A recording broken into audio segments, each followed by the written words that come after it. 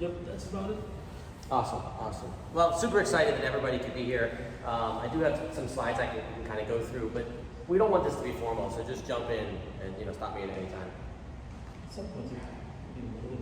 One thing. Say again? To put together something that we can help. Yeah, that's what we want to get to. So I want you in the back of your mind to think about, what kind of critter or what kind of agent that you want to create. Yeah. Well, one thing I will say about artificial intelligence is that I liken it to a tool that assists humankind. That's why I hesitated to say what I don't like about AI, because artificial intelligence can be likened to a hammer. If the hammer is used incorrectly, where does the fault lie in? Does it lie in the manufacturer? Does it lie in the person using the hammer? So it becomes a bit, is there? Exactly. We think of it a lot like literacy, maybe literacy in the Middle Ages, where it was very highly controlled, and you could basically control the world by controlling, the printing of books, essentially. Yes. And so we think that the most important thing is really to get out this general literacy about AI, that it's something that anyone can participate in. Just like the internet. Imagine, the internet was pretty daunting already in 96, 97. Pretty sophisticated beast, right? But imagine saying to somebody it was too late to get involved. It's too late, it's 1997 already, you're not gonna be an influencer, there's no way you could have a successful blog or anything like that. And that's the sort of the situation with AI, is that it's so new, there's enormous opportunity for humans to get involved, right? We think of this as a human enterprise. Since Elon and I first met 10 years ago and started talking about this stuff, we've continuously needed more human beings. That every year, every 6 months, every month, AI gets better and better, but we don't need less people, we need more people.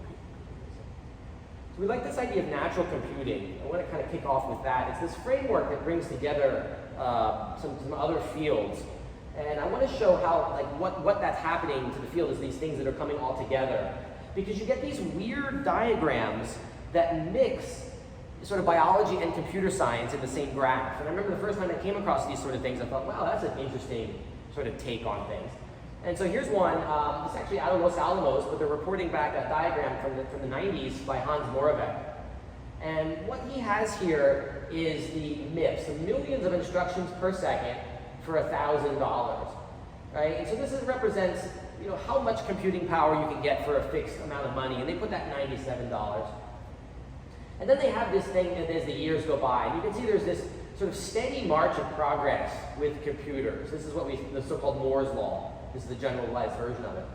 But what's really neat is Hans Moravec, for the first time, he started to put these recognizable entities like spiders and lizards and mice and so on the side as a guesstimate, right? It was just an approximation based on basic neuroscience and first principles of what the complexity of those organisms would be. And so the idea is, we're here. We are at the point that the 90s said, when we get to that point, we need to start simulating lizards and such. And so I think we now have the responsibility of being in this decade to sort of carry out that mission, in a sense. So this one has speed versus memory to compare the two. Right? So we can see that, an elephant has a great memory and a whale has a great memory, but they can also, do a lot of calculations. So it's interesting they put their brain size is right above them. Do you know what the Yosemite Park Ranger said? What's that? There is a overlap between the smartest bears and the average camper. And the average camper. Oh yeah, for sure. Which is why they can't design A non-trivial overlap, for sure. And here's the same thing with the chess computer. So for a long time, chess was sort of the gold standard of progress in AI. I think now in this era, it's how good of a high-resolution photograph can you make.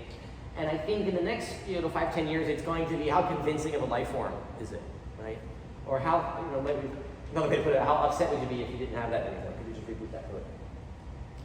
So it's related to this more general concept of singularity and AGI and all that kind of stuff. I like this diagram here, this countdown to singularity that, what's his name, puts together, Kurzweil. And so Kurzweil here, he put these sort of major events that are sort of hard to argue with these as being sort of, important events in, the history of life. And what's neat is when you plot this on this log kind of thing, you get this straight line, which, basically says, well, there's no more room on the graph, right? So where is stuff going to get? And so it says that that the things that are going to happen next come more often, right? that the next generation of iPhone is going to come very soon compared to the distance between the first computers and the first iPhone, for example. So things truly are speeding up. So we like this field, this natural computing. It's very much related to this artificial life. And related to this AI. You kind of see it sits in the middle here of some interesting things that we want you all to think about and see what you can go and find and bring back to the group this week. I think this. Say again. I use Wombo to make these. Yeah, so I put in the prompts for each of these, and so this is sort of what the AI thinks evolutionary computing. And the fact that it popped out a whole brain was just really, I thought, extraordinary. I'll show some of the ones I made at the end, some other ones.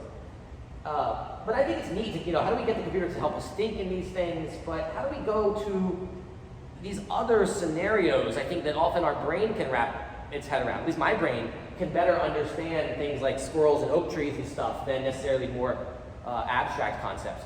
But yet they're doing problems that are very difficult. They're solving very, very difficult problems. It's ant season right now in South Florida, so I don't know if you have ants in your kitchen like I do, but these things are extraordinarily intelligent, right? I've given up. I just feed them like the cats. I just give them their own portion outside, and then they're busy. They don't come to the kitchen.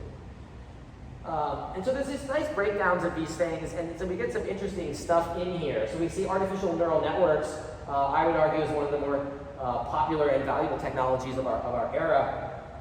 But I think the hidden gems are all of this stuff. I think everybody here could make a career out of taking this one and running with some of these other flavors of it. So I spend a lot of time looking at immune system algorithms. Those are going to be more and more necessary as the bots start to bug us. You're going to want some kind of AI immune system to, spam filtering is a sort of an early example of that, but it's starting to get more of an issue. Swarm intelligence, again, like the ants, any individual ant is very incapable. They can't learn anything at all, but together they're quite formidable with their intelligence. Evolutionary computing, that's like the real genius on the planet is evolution in a sense. DNA, we have no idea sort of how powerful this thing is really.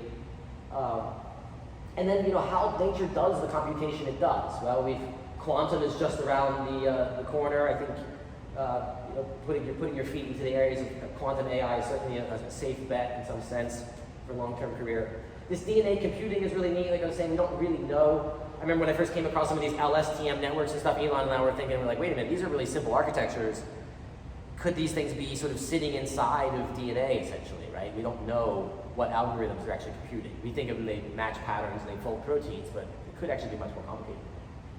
Paul's not here today, but he did some really great stuff with molecular computing, how the molecules actually fit together, and how you can use AI to understand molecules. And then membranes. So we have things like the organelles, and we have the nucleus, and we have the cell membranes.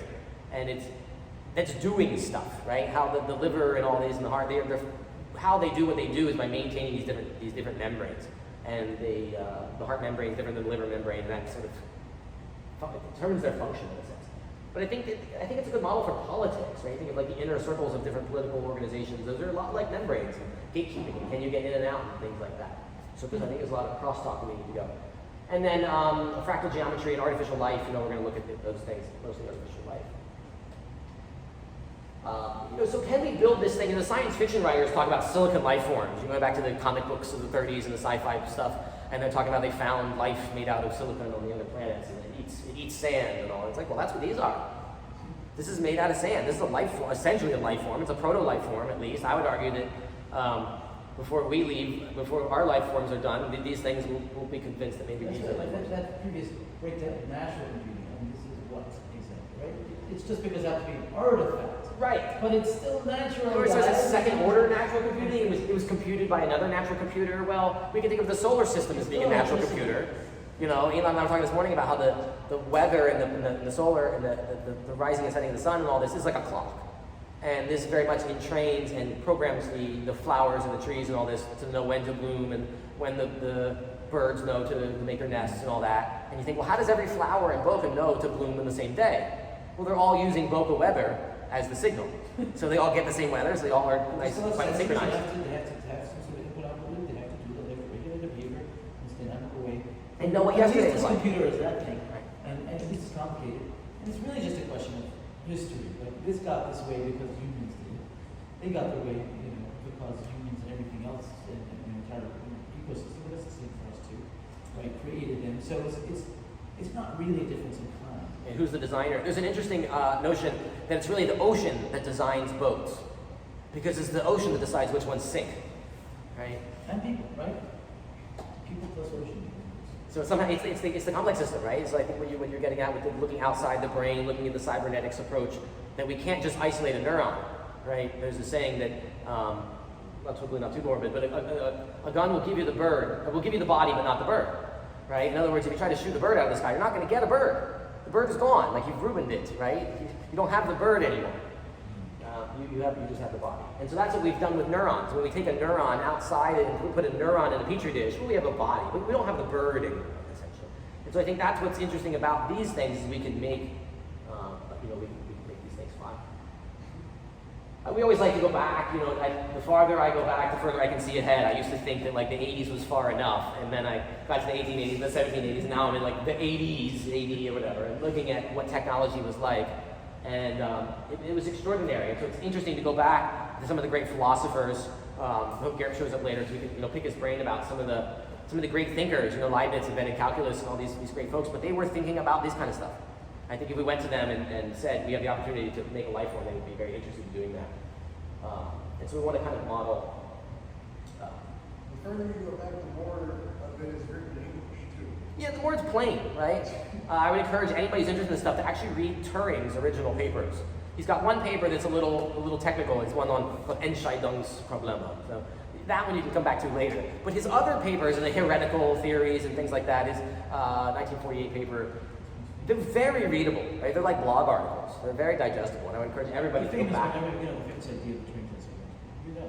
Yeah, read it. Yeah, read the Turing. It's called The Imitation Game, and it's fantastic. Maybe the subtitle. I think he has it.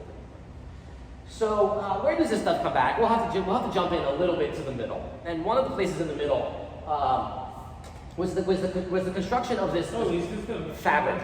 Yeah, this is a fabric called brocade, and it was extraordinarily expensive. Just an insane amount of price per inch, and it was produced with child labor and things like that. And the people who made it, the Draper families, they're still very wealthy to this day. So extraordinary amount of wealth that emerged in the Middle Ages with the production of this technology. And then what happened is this guy named Jacquard, he systematized this by putting in these paper cards.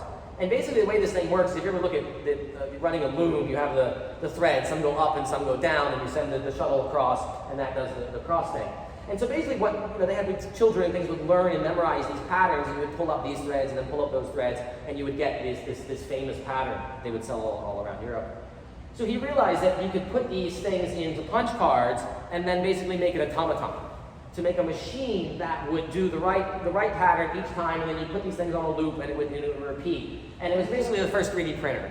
So the first computer was a printer, in a sense, right? They were the same thing. How old was it? Let's see, Jacquard was in... It's the first programmer. So let's see when he was alive. Let's say 16, 1740, something like that. It's the first programmer. 1820. No, he's older than that. They say put 1804 as the system, but let's see. The technology, 1745 was the first punch card system. So Jacquard really improved upon it. He wasn't the first one to do it, but he was the first one to really make it practical. Welcome to the rabbit hole, right? Right, so this is the whole thing. And so there was this guy named Herman Hollerith. Here's a picture of the moon here. This guy named Herman Hollerith, he was tasked by the U.S. Census. That's a terrible picture there. Let's see if it makes it bigger. No. This is called the Hollerith tabulator. And so he took this thing and he said, we're going to make a punch card for the country. And so we'll come back to that, the story of the punch card in a sense. But that's just, technology and algorithms and algorithmic thinking are so much older than people realize. Some of the stuff that we looked at with random numbers and random projections, the Greeks had these things with some of their advanced democracies. They had techniques that they used to shuffle around the politicians to avoid corruption that we don't use today. Oh God, it was pretty good. Right? And it's like, if we go back to the previous GitHub release. So we want to smash all these things together. I think it's not school's fault or anything, but it's a disservice to say that there's these different subjects. To think that math is different than computers, is different than biology, is different than physics and all that. Remember that 400 or 500 years ago, there was no such thing as the differentiation between subjects. They were called natural philosophy And you know, all great thinkers prided themselves in sort of knowing about as much as you could, right? If you went back a few hundred years, there was nobody who would sort of learn a lot about music, but not anything about astronomy or something like that. It was just, you learned about different things, because why not? You don't want non-Aristotelian logic. Yeah, you want, yeah, so come back to remind me.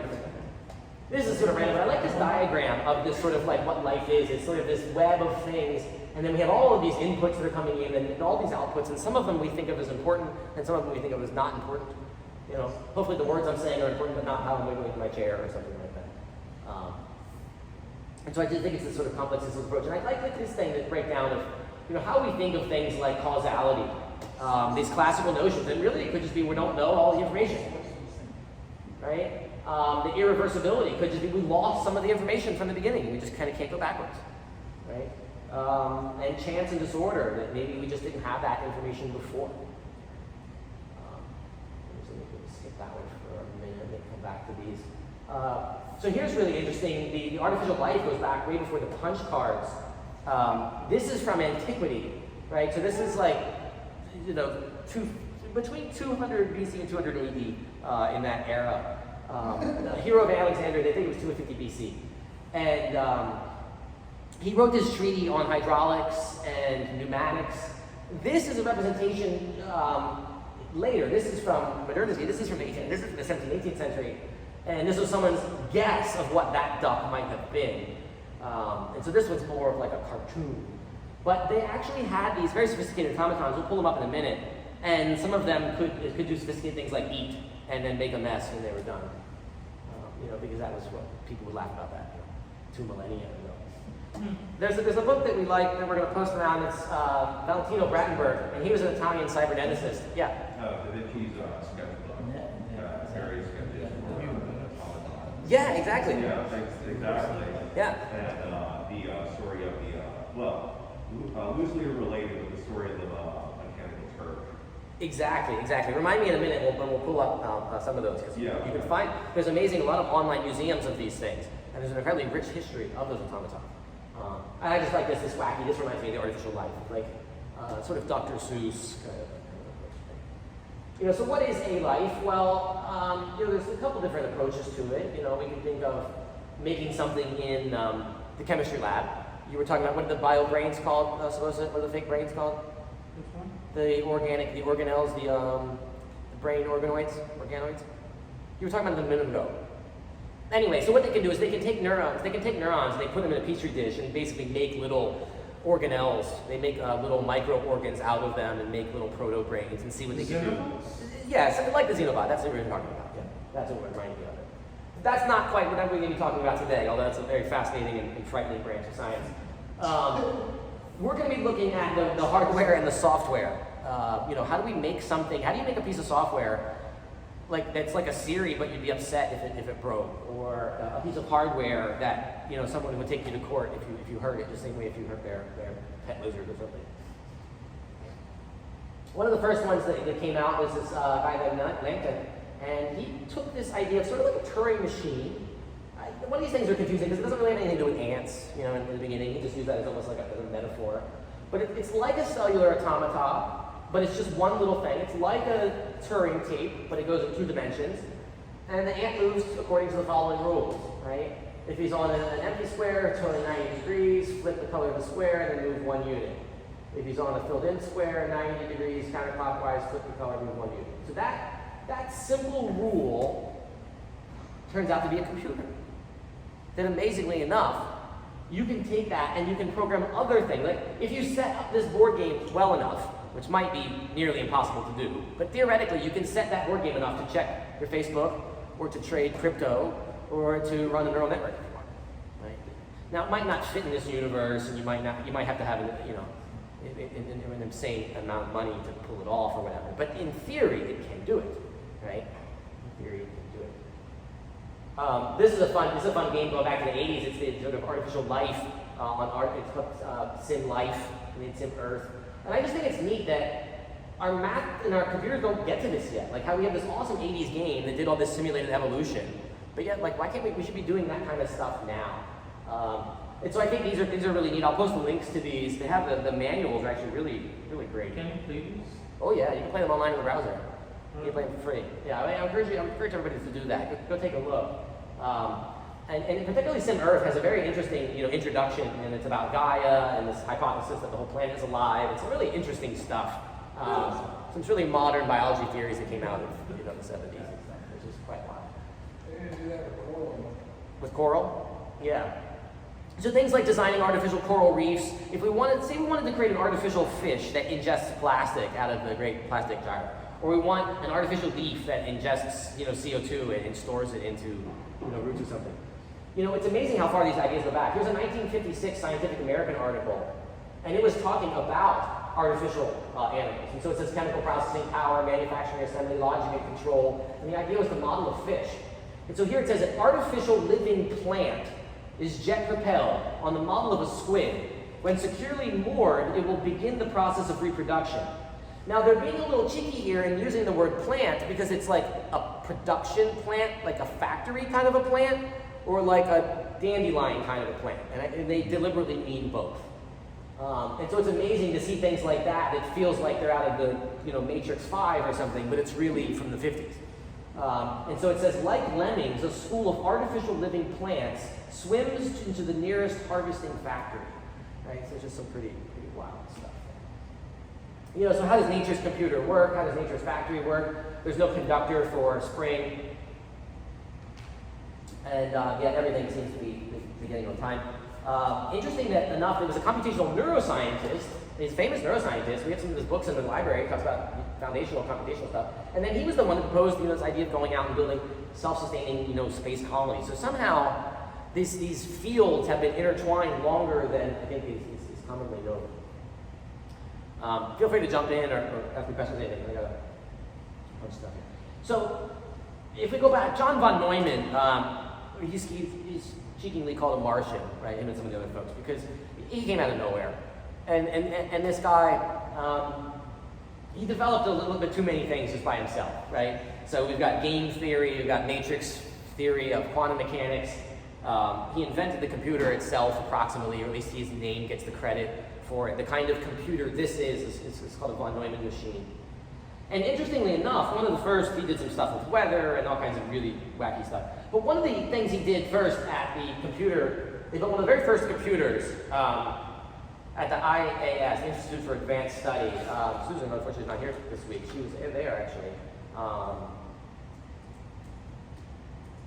Let me just show you the computer real quick, because it's quite a spectacular machine. You've heard of like a V8, right? This thing was like, it had a V design, the V40 or something. And these things down here were Williams tubes, they were called, and they stored the information on the face of the television tube. So this guy essentially took television tubes and turned them into a computer. And he built this enormous thing up at Princeton in the 50s. And what did they do with that thing? Well, they simulated life, of course. To me, that's not obvious. I was really shocked when I found out that the very first computer experiments, or rather the very first computer applications, were experiments, and then that those experiments were things like simulating life itself. I thought that was quite strange. So he creates these numerical beings, the aim of evolution, verifying evolution itself, an artificially created universe. I love this sort of the grandeur that they speak of now. Yeah. Fun fact, that computer's still there in Princeton. Oh yeah, have you seen it? I haven't seen it, but I've been told. Yeah. Let's go. So I love this, experiments in bio-numeric evolution. And so to look at numerical genes, to find analogies between the real systems, to look at the observed evolution, to look at heredity, to look at things like parasites and hyperparasitism. And he wants to know, what's the machine that can simulate life? One thing that's really striking when you go through and you dig through this stuff, you realize that von Neumann laid this out before the discovery of DNA. Right? And I don't think I'll grab the quote, but Freeman Dyson, he says straight up, he's like, it's exactly how von Neumann said it was going to be. Right? Like he sort of laid the whole thing out. And so it's the idea that the machine has a copy of its own instructions. It has a copy of the machine inside itself, so that it can sort of self-replicate. Right? So he has one of these. We can run these things later. We can simulate these. But here's like a machine that can sort of branch off and make a copy of its own machine. But that's what life is, right? That's what life does, and it's strange, life is this scary thing that if there was like one, the first one, right, and then it's just gonna make copies, right, well, it's probably not gonna go away after that kind of thing. And so some people worry about making these things in real life with nanotechnology. They call it the gray goo, and you got to be careful because if there's just a mindless, self-replicating matter, it will just turn everything else into it. There's an interesting sci-fi story about something. I think it's called Ice 6 or Ice 9 or something. I think it might be Ice 9, yeah. And it turns all the other ice into this ice that's it's water that's frozen at room temperature.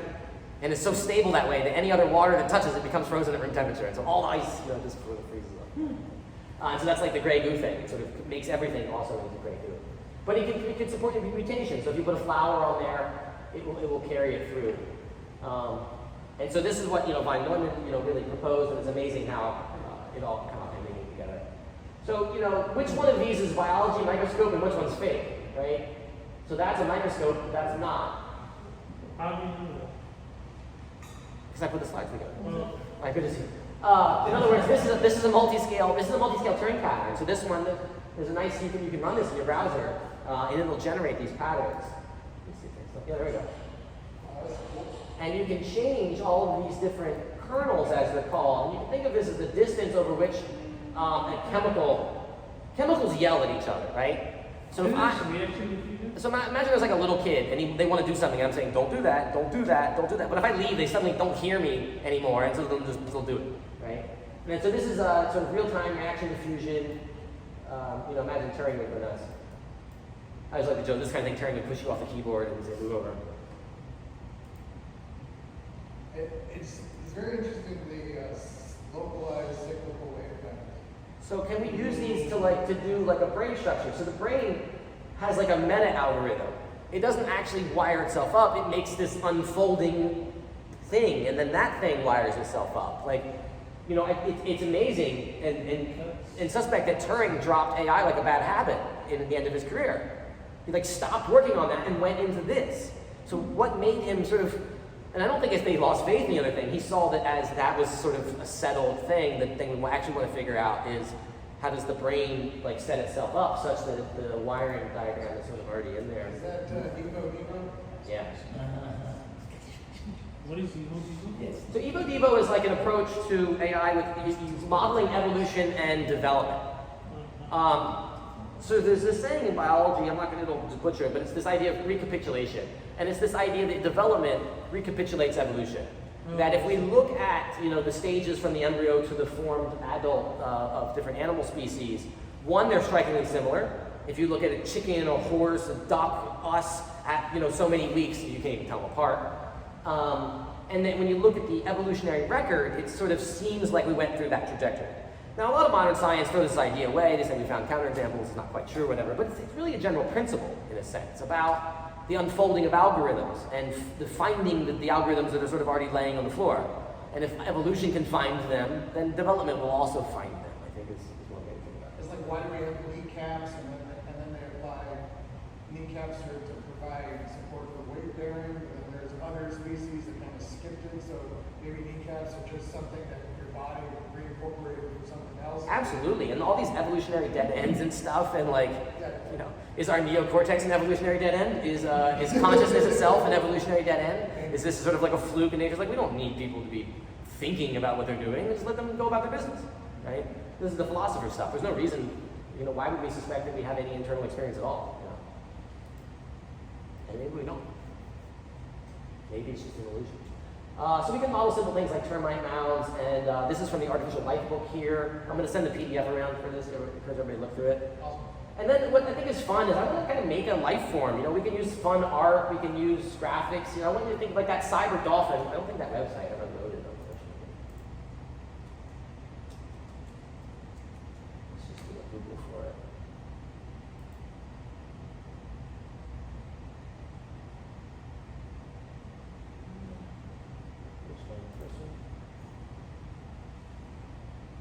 Just show you, there it is, there you can see it.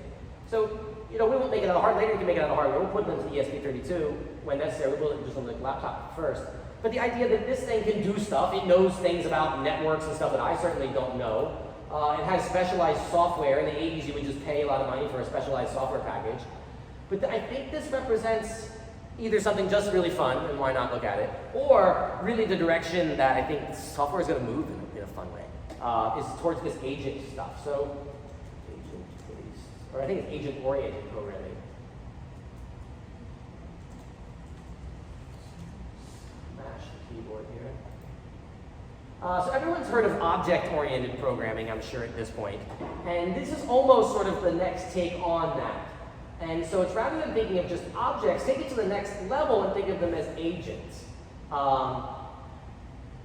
And so they can have it, let me just jump down here. This is the best way to do it, think of this little table. This mouse is fighting me here, sorry. So in object-oriented programming, the basic thing is an object. And it passes messages, and then each method sort of responds to the message that has been passed. With agent, we're just taking that one step further, but we're thinking about it almost as being a little more polite. That these things are going to have things like beliefs and commitments and capabilities and choices. And so you could say to your agent, please choose something for me to have for lunch, or please choose something for me to watch, or please let such and such know, or can you promise to do this later? Or can I request from you the following? To sort of use this polite language that I think we're going to need to get to, right? It's not just a layer for fun or something. Think about how the real world works. If I want to go get a transcript, right? I want to go get a transcript from FAU or something from the department. I can't just go into the math department, I can't just go into the office, and I can't just open the filing cabinet, right? The secretary would be like, what are you doing here, right? All the administrators there would say, what are you doing in my office? They say, get out. So instead we use politeness, right? Hi, my name is William, I'm a professor in the math department, I'm looking for some records on such and such, can you help me? The administrative assistant, they'll go into their filing cabinet, they will work their files, they will make me a photocopy, and if I'm authorized to have it, right? If I can show my ID and all that. These are the processes we have to replicate with computers. We can't just smash and grab and flip switches and all that kind of stuff. We want to kind of get it to be more polite. And I think this is sort of a way of doing that, but it brings it to the human side. The fact that it's a cybernetic dolphin and has the personality, whatever, that's neat. But I have millions of neurons or billions of neurons that help me manage things like personalities and avatars and stuff like that. So that's what I want you guys to think about making this week, is a character. Think of it as it can have a face, it could look like a dog, or like a pet, or like a cybernetic dolphin, it could look like a floating cube, I don't even really want. It could have a personality, it could be a dry personality, right? It could act like a vending machine, or it could act like a C-3PO, right? Or it could act like maybe an R2-D2, just go beep, beep, beep. But R2-D2 is a thing, it's an agent, right? It helps people out, it can take requests and all that. At the same time, I want you to think of your agent as being a helper. It's like as doing something, right? It could be a first aid bot. It could be a recipe recommender. It could have advice about how to find an apartment. It could have advice about how to register for class. It could have something like that. But I want you all to kind of think about, come back with one tomorrow, so think about it tonight, about what this agent could be. It could be kind of fun. It could tell you if it's good surf at the beach.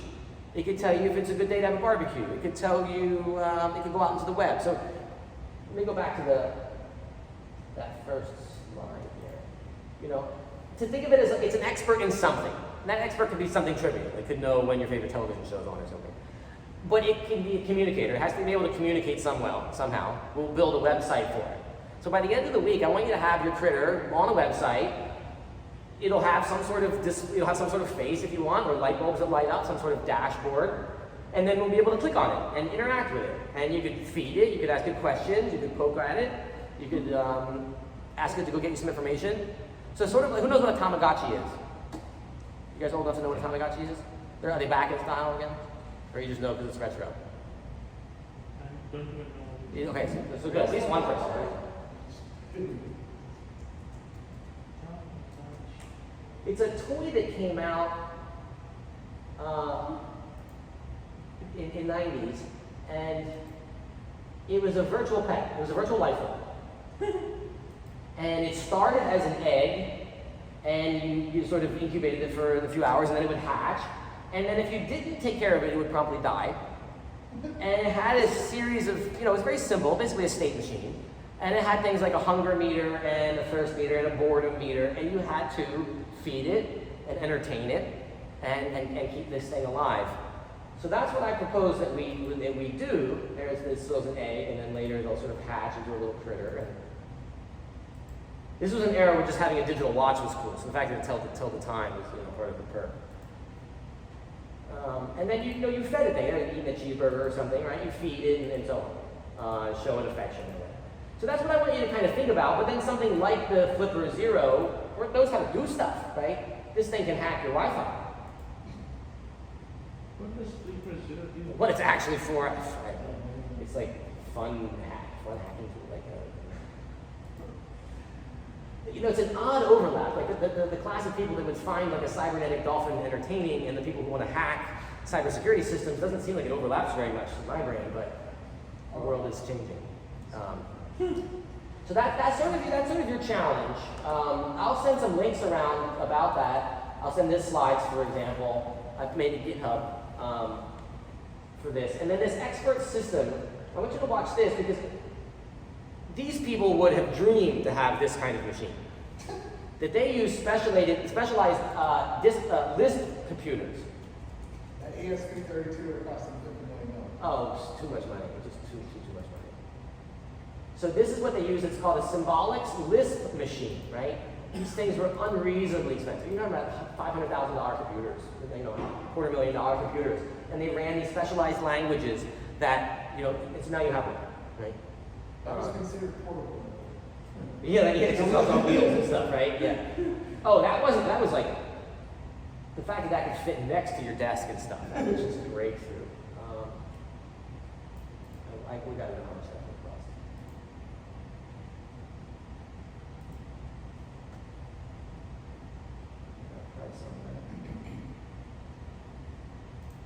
I'll look up the price for that later. But so there's these expert systems. So go through it and look at this, because this is this branch of AI that it didn't die out. It's how they decide whether or not to launch nukes and stuff. Like, it's for serious things. It's if you have a formal policy and you want to know whether or not you should implement these things, and here's what you know, and here's what you need to do about it. Where it failed was things like photographs. It does not work for all the things that we use neural networks for now. You cannot build an expert system to take in a microphone thing and tell if someone said yes or no. You cannot build an expert system to say if it's a cat or dog. We need deep learning for that.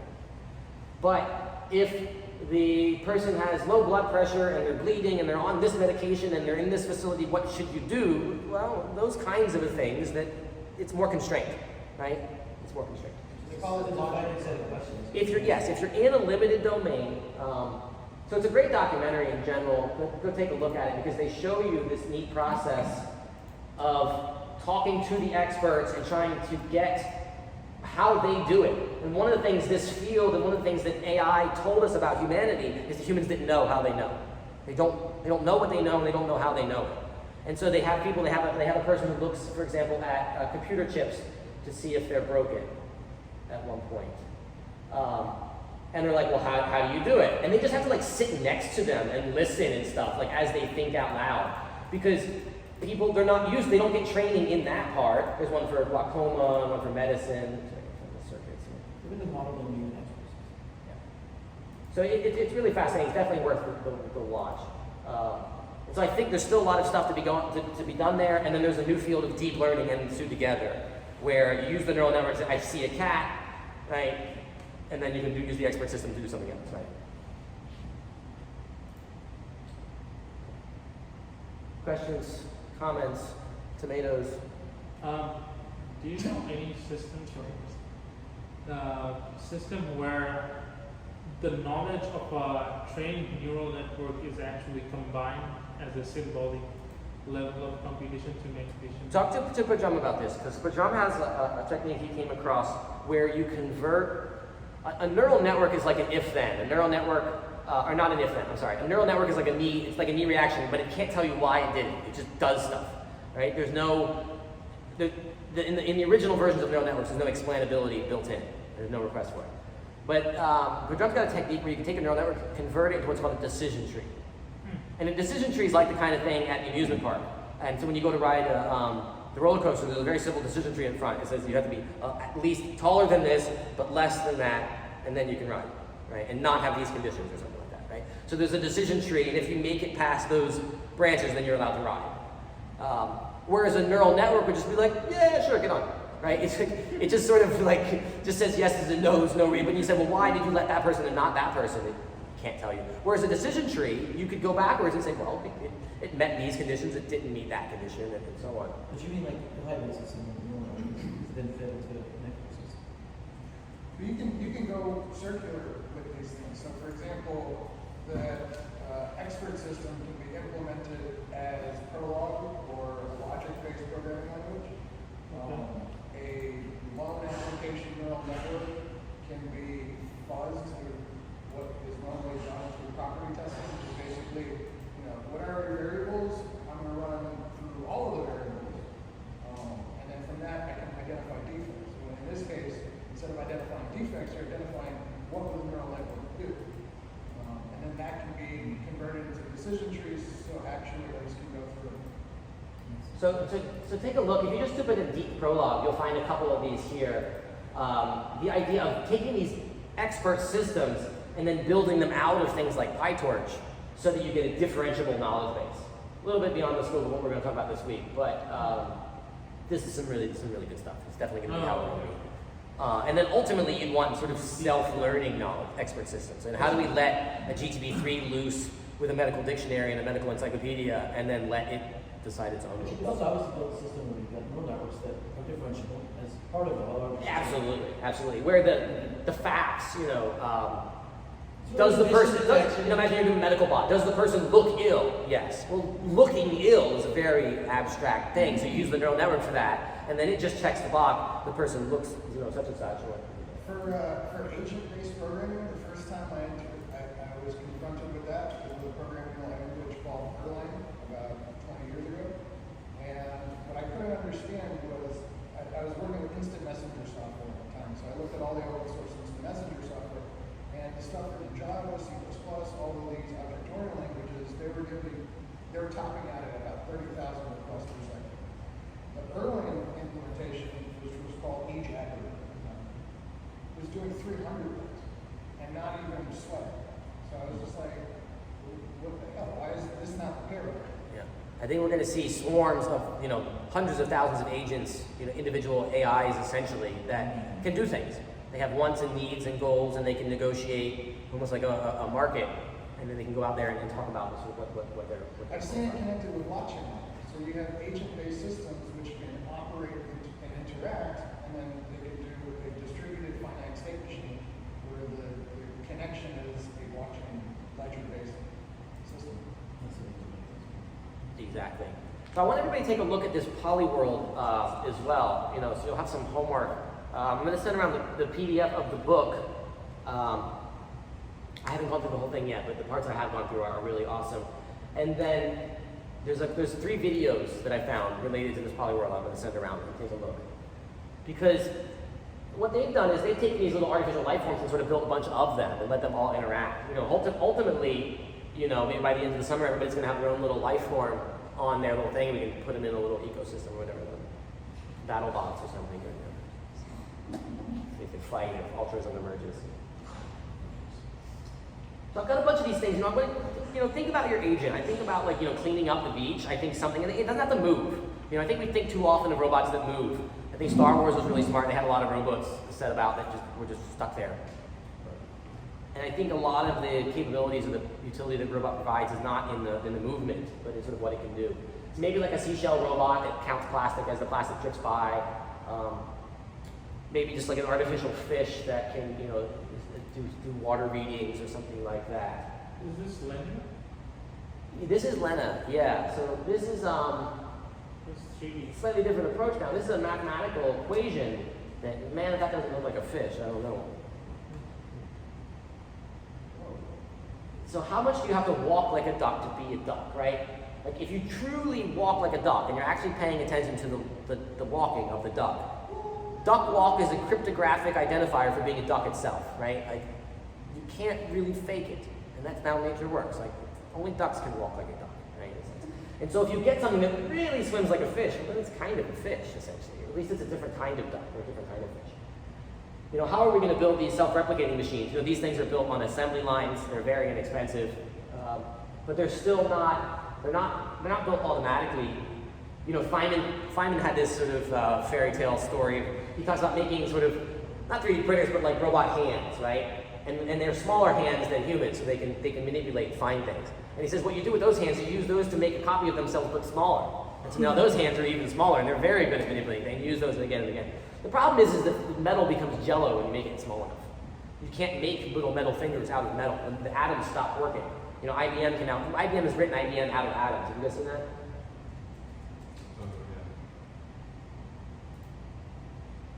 They made like a little dude and stuff. They have like a little movie, you know. So this is painted with atoms across, right? Those are little atoms that you're seeing. You can't get it much smaller than that because, like, in other words, they can't get any smaller than that because you have to build, what would you build it out of, right? So we're not going to do it that way. You know, this is sort of like the bootstrappy kind of a thing. You know, how do you get a system that finishes itself? I remember early on thinking about AI as it's a book that you write the first half and then the book writes the second half of itself. But nature seems to be, you know, pretty good at doing this thing. You know, if you put a puddle out, if you put a big enough pond out, you're going to get fish and stuff showing up. They're just going to show up. Right? If we make a big enough computer, if we make a big enough pond, digital pond water, are fish going to show up? And how long does it take? Right? What is this thing we call evolution? What does it really mean? Well, it says that if you take a box of atoms, a really, really big box of atoms, and you shake that box of atoms for about 13 billion years, people put together PowerPoint lectures talking about it. Like that's what you get at the end of it. Right? That's really crazy. Who said that you would get fish in PowerPoint just from shaking a box of atoms? It's pretty nutty. It's not in the rules, right? There's nothing in the rules of nature, right? If we look at the book of life and we look at all the rules of cells and everything, there's no reason to suggest that that thing is going to turn into Instagram. But it did. How? Why? Right? I think these are the biggest questions about artificial life in a sense. It's not even so much about making the flipper or the hacker little, you know, sea turtle block that cleans the oceans. What is all of this? And is nature doing it again in a sense? Like, are we having another Big Bang? You know, von Neumann talked about the digital universe, right? Are these new digital universes? Are we just running in someone else's ESP32? Right?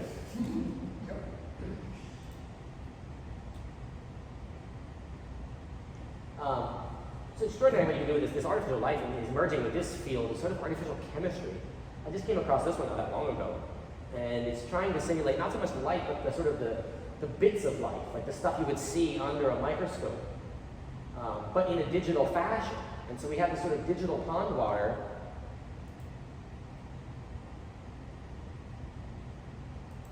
But it's a substrate rich enough that we can actually watch evolution happen with this thing.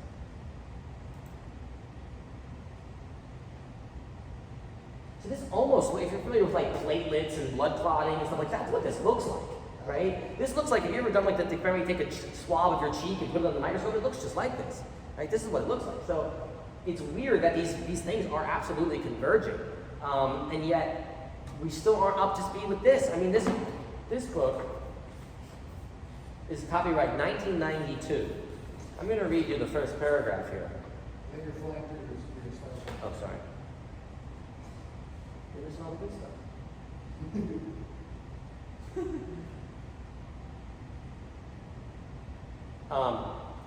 It says, let's see here. Does the halting problem coincide with cellular automata? Yeah. In general, you'd want to know, like, does the automata halt, essentially? Is it going to keep going, or is it going to go to a steady state, or is it just going to keep flickering and making patterns? So this is Polyworld, right? 1992. It says, the creatures cruise silently, skimming the surface of their world with the elegance of ice skaters. They move at varying speeds. Some with the I'm going to skip a little bit here. Their bodies flecked with colors that resemble paper airplanes or pointed confetti, betray their needs. Green ones are hungry, blue ones seek mates, red ones want to fight. They see. A so-called neural network bestows on them vision, and they can perceive the colors of their neighbors and know something of the world around them. They know something of their own internal states and can sense fatigue. They learn. Experience teaches them what they might make to feel better, or what they might make to relieve a pressing need. 1992, right? This is straight out of ML Agents. This is straight out of the blogs of DeepMind and OpenAI, it seems like this idea of making a bunch of little critters, running evolution on them, giving them neural networks to see. 10 years ago, people thought I was nutty for looking at neural networks. So how is it that this field is this established? I mean, this is when they're writing a book about it, right? It's not when they're writing a paper about it. So I think there was a big separation between programming and mathematics for 30 years. And now I think that hits the nail on the head. We need the elegance of math with the practicality of computing. Code is ugly. Computer code is ugly. It's a mess. Math is really beautiful, but yeah, it doesn't run on anything. So we need to kind of combine these two. Okay, so there's Planet Gaia. polymorphic computer viruses was what actually got me into computing. Well, that's what you can do for your, so the agent can act like that, right? That's where they're taking the agent to the next level, right? It is smart enough to even know what's being requested of it. And then it can do the invasion of paradise. I mean, look at the titles they put on these things, right? They're not messing around. We don't have drones yet. They can work like dragonflies, thankfully. But it's probably not that far away. When you think about what these things can eat, and how they do it, it's just unbelievable. So here's this one of these artificial life. You can actually watch the genome go about. We talk a lot about this virtual fMRI, but we can also sort of do a virtual, DNA, do virtual well plates and virtual, chromatography essentially on these things, and look at what's happening to the genome over time. There was a koi that sold for $1 million, right? It's because the genetic pattern was so valuable. You guys know who Sid Mead is? He sort of proposed a lot of these other things. So ultimately, I would want to make like a little world for our little critters to live in. I think we can use this fun, pop pixel art to do it. But to me, I think it's helpful to go back to these simple things. I think the field is ahead of itself. Like we're trying to make GTP3, and it's like, can we make a little pet animal? There was another 90s video game called Creatures. I remember looking at the rotoscoping for Prince of Persia. Yeah. They had to do things so much harder back then. Have you ever seen the Walt Disney's multiplane camera? It's nuts. I'll pull it out so you guys watch this later. That's how they were like making the scenes look like they were. People don't realize, they think like, oh, they can just draw really well. But they had like a Unity made out of a machine. They had this very, very, very sophisticated machine at the time that would move different parts of the scene at different. So what were they doing? Artificial life.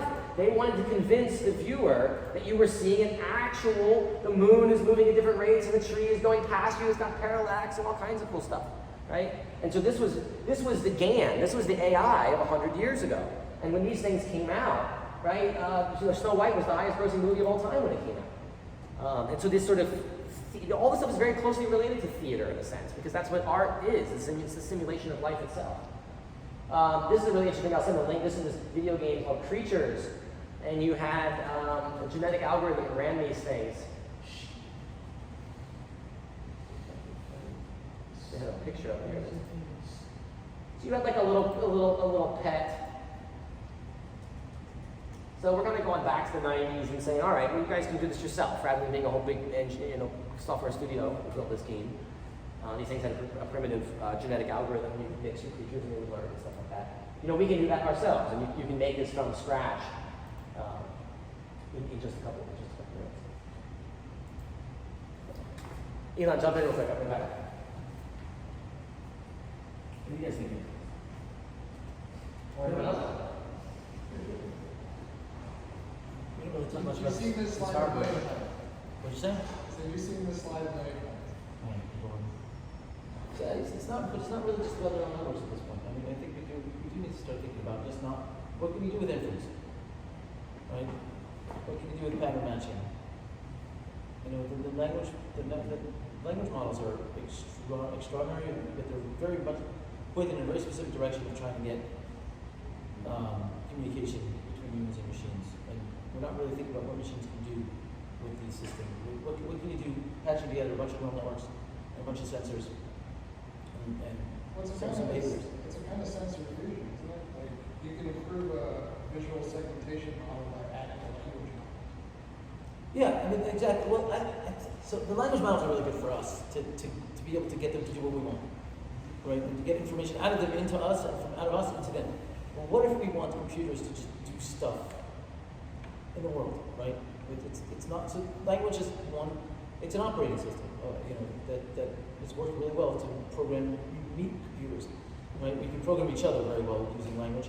We'd like to be able to use the same tools that we've developed to do that on machines. And then for machines to be able to communicate back to us. But if we want to think about life, or we want to think about a life, or we want to think about computers that replicate or just behave, language is just how we can get instructions into it. That's not the most interesting question, really. It's certainly not the only interesting question. I think it's the question that people are most fascinated with in the past 20 years. Even, most supervised learning, all of it's just to turn into a label. So it's to tell you something about this. It's not to behave. So reinforcement learning is closer. Well, reinforcement learning is closer to practice makes perfect. I guess the point is it's not just a linguistic task. Right? That's what's hot now. It's been hot. But I meant the linguistic task because, first of all, segmentation is basically identifying the pixel boundaries between an object and classifier. So what's interesting to me is that stories about a duck can actually help a visual model define that pixel boundary better. In fact, it turns out you don't even need to do the pixel boundary at all. Right? You don't even need to worry about segmentation. You just recognize the pattern as a duck, and if you don't really need to decide where the boundary is, it's just the pattern is enough. But I'm just trying to jog the conversation of thinking about what would it mean to go back to basics and say, okay, these are the tools we've got. We've got these really good. You can think of them as essentially as very they're pattern recognition systems. They're able to detect that some condition is true in the world, right? That's fundamentally what they're doing. Isn't it funny that most of those things are sensory? So you need some kind of a sensory fusion. So it needs to become more multimodal than what the neural network. Well, you're going to right now. Most of these things are just they're strictly visual or whatever. They're just a single modality classification. But when does multimodal become really important? I guess when you're embedding a system in an environment where it's got different kinds. There's different kind of information in the environment that you want to use to make the same decision. But like, what makes a good party? Right? I realized later on that there's actually a sensory thing. Things have to look good. They have to smell good. Right. Things have to taste good. Like, if you only pick one, then you made us something apart. Right. It's not a good matrix. Yeah. So with these kind of little devices, for example, we've got a couple of different modalities. You got a camera. You can consider Wi-Fi. Well, we have a whole box of sensors. We can put a whole. We pull up. We got $100 sensors. Exactly. So I have a. I mean, there's stuff you can plug into this thing, of course, and you can communicate with whatever you want from some other system. Yeah, so that's what's really exciting about this thing. So this thing is the ESP32. It's a chip made by a company out of Taiwan called Expressive. And it has Wi-Fi and Bluetooth, and it's a 32-bit microprocessor. So it's sort of a really nice computer when computers first came out. And then this part is a little development board that gives it power and makes it easy to run. But the point is that it has all these legs here, these pins, and you can put sensors onto those. So you could put thermometers, you could put microphones. It's got the camera already built in. You could put a GPS sensor, you could put an accelerometer, you could put a laser detector. We have a box of these sensors, I'll bring them in. And we can sort of, I ordered some stuff, it'll be here for tomorrow too. We'll put light bulbs on there, little LEDs. So we can sort of have the critter itself can have an interface. We're gonna make a web, its face is gonna live through a website. But it's also neat to think of it as like the light goes red if you can go on the roller coaster, or if you can't. It goes green when you can't. You should try to build one, like Right. all together. Right. Instead of everybody doing their I own. always thought that too. I thought that was essentially what we do. Yeah. So we'll do one as a group, but I want people to think about, sort of what your own version would be. Do you want to make I think it's empowering to think about like what would that expert do, like that little dolphin, cybernetic dolphin or whatever. Maybe it helps you go shopping. Maybe it helps you plan for a vacation.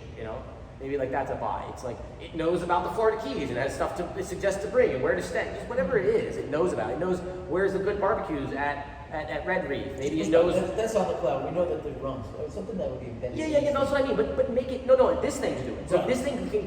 One of the things we want you to think about is Okay. this thing uses what's called an oracle. It goes out to the web and it can ask questions. So if it needs to know what the weather is in Delray Beach, it can just go and get that from a server. So we want you to kind of think about having an agent that is going to go out and get information from at least one source, right? At least one source of information, bring it together, and then have an interface such that a human or another agent, theoretically, could then kind of get that, right? So it's sort of one step above software, in between software and full sort of AGI, AI walking around like we think of it. I think we're going to see this explosion. I think it's going to be the big field. They say chatbots are like the new app. It's much easier to get someone to just chat back and forth with a phone number than it is to install an app on their phone. I think I have a project that takes the prism and creates a spectrometer with those. That sounds cool. So there's so much you can infer from things based off of the light it reflects. I have a playlist of Automata that I want you guys to take a look at tonight too, because I think it's inspiring to see, just how old some of this stuff is. It's just unbelievable. So It's clear for No, you can explain it like that. I've got a whole laundry list of them here. Have you ever gone to any of these? No. Here is one. I mean, I've seen things in person. I've seen player pianos and stuff like that in person. I've seen lots of Automata before. I did go to a couple of toy museums in Germany, and so I did see a lot of. They weren't explicitly Automata museums, but I've seen a lot of these things. Here's one. This shot real bows and arrows. This is out of Japan in the 18th century. It's good ears. It can actually shoot. Care with our And so it's just extraordinary. They show how far these things go back, and in the early days, they can sing, and they paint, and all kinds of I stuff. think Right? Disney invented that shit. There's the potato eater. He just continuously eats scoops of potatoes. But they actually go in his mouth and they show it back again. It's a pretty good illusion, right? I see stuff like this, and I'm like, wait, what? Is that a robot arm that's going to draw? Wow. Yeah, there's That's basically how they're making Sophia drum. Yeah. there's It some doesn't come out, but he actually paints it. there's some evidence to show that automata existed in the days of ancient Greece. Yeah, so that's what a lot of these are about essentially. Some of these go back. Here's one 1610 from Oxford. And Right. When you have it out of gold in 1610, that means they made it out of wood 300 years before that. And they were. The idea was to develop them for purposes of war. I'm sure some of them. I think the real purposes are probably never been made public. A lot of the technology is technology of enchantment. These were called objets de salon. You could invite people over to your estate, and this is what you did for the day. You watched these things. Well, I know that Da Vinci, in his sketchbook, he had an automata, a nut that could be pre-programmed. And the idea, because he worked, he was employed as an engineer. That's awesome. Yeah, I'm sure. Look at this. 1773. This is a silver swan, and there's a river here. There it goes. There's a river of glass that moves, and then fish go down the river, and then the swan eats them. Let me see if I can get it moving here. There it is. So it's like 1773. It doesn't make any sense. Like, what reality, what culture created this? 1773? Yep. And you're seeing like the fancy, sophisticated version. You're not seeing like the emergence of a new art. You're seeing something at the long end of an evolutionary process. This is a refined, implement that's been going on for millennia, essentially. You get things like this that just don't even make any sense. These are some of the most valuable in the world. You see Christie's there. Singing pistols, right? They're not guns. When you pull the trigger, a little bird popped up and sings at you, right? It's unbelievably complicated for the era. Right? Some of these are more impressive than the animatronics of Disney World. Oh, much. Well, and they are starting to use neural networks to improve their animatronics animations. There's a whole nother class too of musical automata. When discs replaced the cylinders in the 1800s, European manufacturers saw an opportunity in New Jersey. The workforce of New York and So here's our Rattenberg creatures. I have these at the bottom. There's some simple agents. And these just have like simple sensor loops, right? These are just like little cybernetic little critters, but they give them names. It's kind of neat. They're saying this one's obsessive because they're sort of jokes, right? Because it'll just go back and forth. So this one goes into a shadow, but then when it gets into the shadow, it backs up. Right? There's pauses. Right, so they call that wary. Here's the one that will oscillate. That's cool. So these are just sort of emergent behaviors out of very, very simple motor sensor loops. Why is there a shooting the? Just to have some kind of obstacle. And so there's one that goes into the thing, gets scared, and turns around. Here's one that won't leave the wall, like it gets upset if it doesn't touch the wall anymore. Now again, these aren't the emotional words that they're putting there. These are just simple, things that turn this wheel if that touch sensor isn't touching anything. Well, that will keep it at the wall level, right? So I think we're missing a lot of the mechanisms that simple creatures use to be alive, essentially, to live their lives, to do the things they do. They don't need brains in the same way that you think of them now.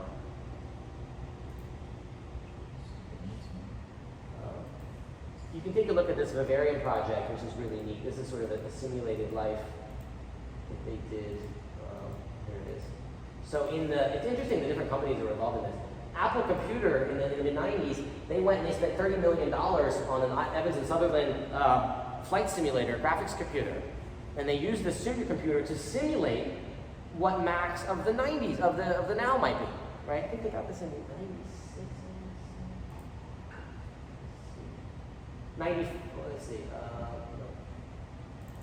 90, right? So they were using a supercomputer of 90 to basically approximate the millennium, right?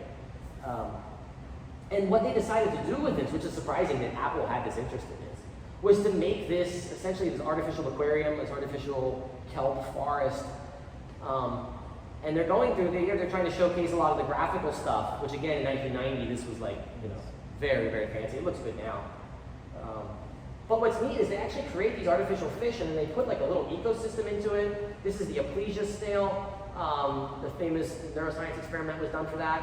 And then they go in and actually wire up a genome. We've got a PhD student, Paul Scarpinato, who was here today. He's working on something very, very similar to this. He's trying to put a thing into this, a neural network from C. elegans into a digital model. And so when I see this kind of stuff, I'm just shocked. I'm like, wait, Apple was talking about the brain regions in kelp animals and simulations in 1990? Like, that's kind of cool. What happened to Apple? And then they actually, run this thing. This took a massive, massive supercomputer to do this. But as you guys know, we can build these things in Unity now. So you can make your own, sort of virtual rainforest. You can make your own automata.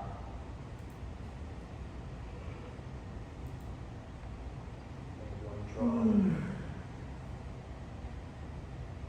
really kind of wild.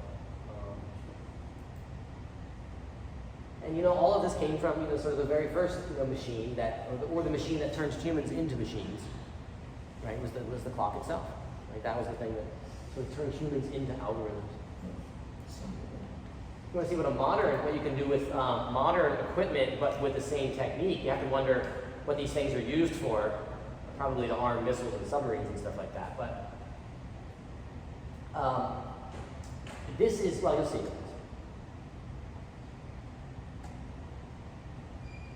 So they made this as a showpiece. It's not really for sale. But it's sort of what clockwork can do. Like, we forget how amazing clockwork computing got. We hear the story that Babbage and all this, that didn't work out, but that doesn't make any sense, right? These things absolutely work. So there's an analog mechanical computer that can put out the signature. And look how fluid it is. Eyewitnesses suspected that clockwork could do something. Yeah, they program it. They program it with cams. And so you got It has to be custom programmed for a specific signature. yeah, it'll do that one signature. But the idea is it's a representation of him. It's like that's their signature. That's the machine that makes that signature. So it should be a priceless machine, and there should be only one and all that, right? It's basically a physical Fourier transform. That's essentially what it is. So we're either going to figure out how we learn by building machines that learn, or we're going to figure out how to build machines that learn by learning how we learn. See if they show the cam in here. Dr. Hunt, Yeah. Say it again? yeah, great talk. I'll see you tomorrow. All right, thanks for coming back. So in Fourier transforms, think about waves. But you can think about them as circle, like bigger circle has bigger amplitudes, and then the frequency at which it rotates could be speed. So that same thing could be according to gears, and like the frequency. So basically, So here's the cam device. Remind me tomorrow. We'll bring up the Antikythera mechanism because that's really where like it all starts in ancient Greece. But here's sort of that cam. Here's for the whistler. Let's see if it's. Versatility. Anything the machine needs to do can be cut into the undulating surface of the can. So we already had a universal computing paradigm that somehow just disappears from the map when Turing shows up. what? The edge of the can is simply a way of turning circular motion into up and down or backwards and forwards motions. And these motions can be of the most various kind. A feather, a bellows. The movement can be of an amazing range of things. The possibility for variation. So I think the really interesting question is something like this happening in the bird's brain? Does the bird have something like a cam inside its neuronal circuits? Not mechanical, but something that's creating a circular motion that's turning it into listen to the whistle. And design becomes infant builders' most astonishing surviving automaton. Here's the cams in the back, if you At look. its core is a great stack of cans. And you can actually reprogram it. Right. It's the same, it could be the same principle. As these cams move, 3 cam followers read their shaped edges. But it's like the DNA of the automaton, right? This is what it does. Boys Don't you have are. to be able to correlate the processes if the output is the same?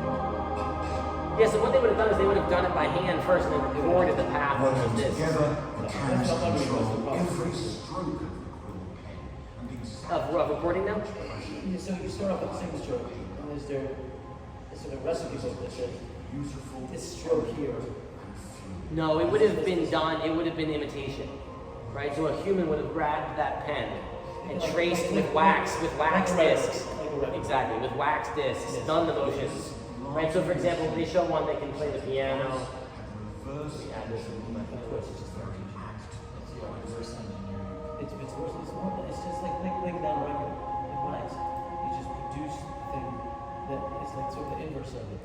It's a vibration because of the grooves in wax, and then later on the grooves in wax because of vibrations. So here it's like it's sculpting the.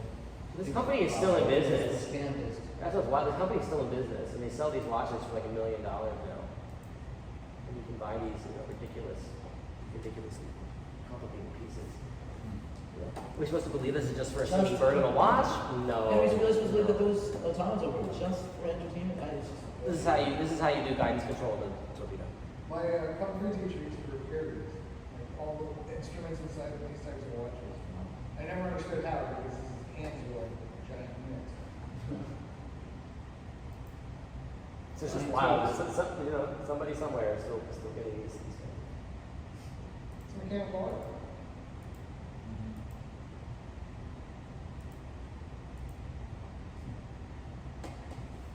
Questions, comments, ideas? I actually have a question for you. You said that you take the neural nets and you convert them to decision trees. Do you do those for a human sake or for a computer for size sake? Or So that was a technique from a book on fraud. So you have to have some explainability behind those decisions. okay. So it's really for the actual to be able to justify. Okay. Gotcha. Thank you. let's maybe we'll pull that up on Friday because I think that'd be kind of neat. I have to find that book. Yeah. All right. Any other thoughts on? That's kind of what I wanted to show today. Tomorrow I want to bring your laptop. I want to set up as a program on your computer for running Python called Thani. It's a really nice IDE, and then it connects really well to these. So we'll connect. I'll bring a few more in, and we'll connect your laptops up, and we'll start talking to that little computer. What's that? The program? Yeah. If you want to go ahead and install it on your computer. Make sure you have USB-C connectivity. I'm sorry, USB. I think just USB. Yeah, and a USB port, a regular USB port. Yeah. So if you need like an adapter or something, but it's just regular. Can I connect? What we used to call USB. Can we connect multiple of these and make it solar automata on one laptop? That's or- going to be your project.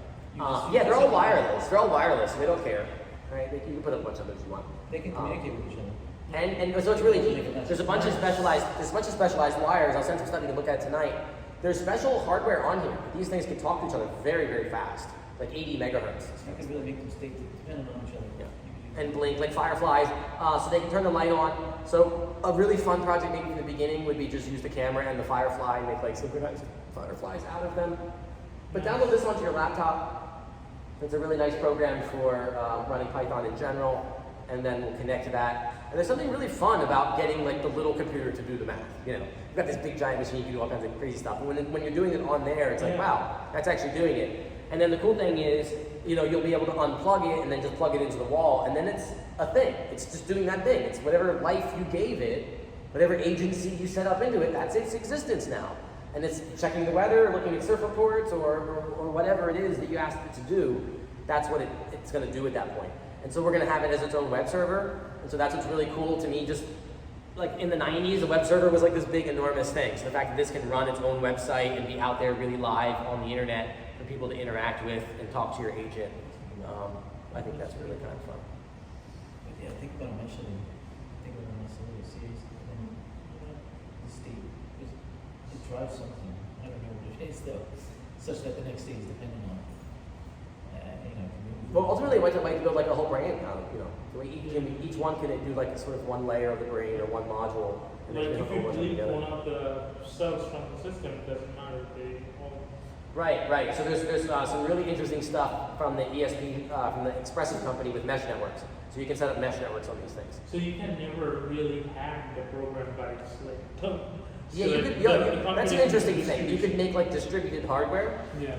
Right? John, that's your kind of thing, right? Like make distributed hardware, like suppose it's saying you can take out some of the like actually destroy some of the units, like it just fills in the mesh. So there's some cool stuff about the mesh. So these things can hopscotch. Yeah. Like if the last one is really far away from the Wi-Fi, it can use the others to hopscotch along the way to the Wi-Fi. Even if you like eavesdrop in one of their conversations, it doesn't mean Exactly. whatever. So we're going to be looking at something. We're going to be looking at something called MicroPython. Right. And so we're going to run MicroPython with Thani on this. So MicroPython is a thinned down version of Python such that it can run on these really small devices. But it's got most of the features that we typically use. And so if you want to take a look at those two tonight, and then start thinking about put together a few slides. I think that's the best way. And then when you come in, we'll share all the slides together and put them in one. So put together like three Google slides about what your agent can be. Give it a name, give it like an avatar. Doesn't have to be animated, but it could be. Give it some kind of avatar, give it some kind of personality if you want, and then give it some sort of expertise, give it some sort of communication skill, and then some kind of agency, whatever you think that might mean. Yeah. So one of the benefits of these sort of microcontrollers is that they're portable, so could we use that? Yes, take advantage of that. Yeah, exactly. Yeah, think about that. Yes, please stretch the limits of this in That's terms really of the like big deal though, is that you can get these things out. maybe it's something you carry with you. Maybe it's like maybe it's a Absolutely, put a motor on it and do whatever you want. yeah, like if you put a battery, these run off battery packs, right? So if we put this on a battery pack, it could be like like service animals or something. It could be like I carry it with me. And it's an agent. It helps me do stuff. Yeah, because it can connect to Wi-Fi, you can have a brain as big as you want. Yes. Yeah. Yeah. It doesn't all have to sit inside of it. It's just like the node. Yeah. how do we make the avatar, or are you like suggesting we just come up with an idea for it? There's a great website that I would recommend to start with. And again, you don't have to go in this direction per se, but Open Game Art has all of this stuff. So if you type, like say you wanted to make a cat, for example, right? There's all kinds of like art for a cat already. Or if you wanted to make like a robot, let's say, like, depending on what you want it to look like, you know, it could, whatever you need it to be, right? So I just mean something like this, like.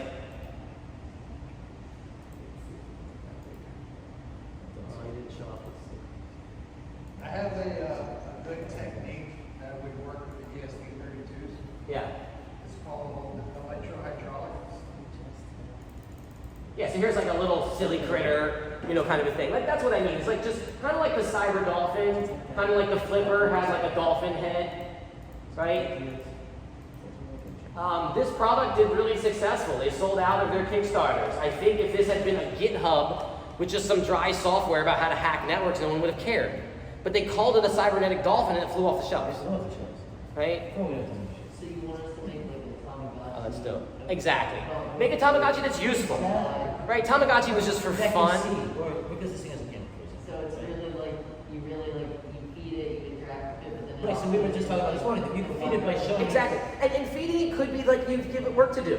I have a friend who he got a dog. It's only a couple years old. This dog, it's basically still a puppy, and this thing will not stop playing tennis ball because it's like a farm dog. This dog has like it's been bred to do work, and like it wants to really stay busy. It wants to stay busy. So in other words, you could have your agent just get really bored. So maybe hunger is not the right metaphor for the agent you're trying to build, but maybe boredom is. And it says, well, you asked me to sort out cats and dogs, but I haven't seen one in weeks. Like what, you know, and then it bugs you or something, right?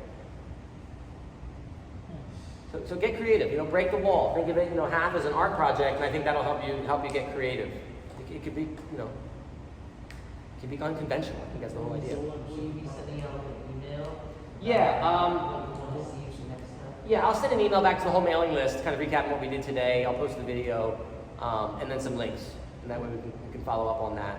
But for now, just think about something that, you know, you, your friends and family, or some, you know, your community you're interested in would think is neat. It could be fun, it could be serious, you know. It could be as serious as anything, or it could be as fun as anything either, so it's up to you guys. We probably have the sensors if you need them to. Yeah, we've got a lot of sensors. You think about what you want it to do, and then we can add a sensor to it. So say you want a picnic basket companion that tells you if your potato salad's too warm. So it has a temperature sensor and it has a humidity sensor, and it really loves picnics, and it has recipe ideas, you know, goofy stuff like that, right? An agent that knows the recipe for potato salad and the safe temperature, right? That's the kind of hackathon-y, silly stuff we want to think about. Like, what would you do with that? But it's actually really practical, because what about like keeping vaccines cold and how to administer them, right? Now it's suddenly, it's not like a joke, that's how technology's going to move forward. So that's what we want to think about is, you know, what kind of agent would you want to do? I thought about adding a hydrophone to one of those, and a hydrophone is basically an underwater microphone, and that can be used to detect leaks, which is actually a huge problem in real life. Or an agent that loves to go hiking, and you feed it by giving it fresh GPS trails, and that's what it's really get exciting about. And if you see a new species, it likes to see new species, and it will tell you about it if it knows about it, and stuff like that. Right? We want to have fun AI. I don't want just AI that's out to make money, or AI that's out to murder people, or AI that's out to do whatever. Right? Let's think about the AI people dreamed of 100 years ago or millennia ago. You know, the magical, like the genie lamp, right? That would help you. It's the opposite of Palantir. Yeah. Load that up, you'll like it. Questions, comments? Let's pull it up for tomorrow. We'll show the thing. All right, I think we'll wrap it with that. Thank you everybody for joining us today.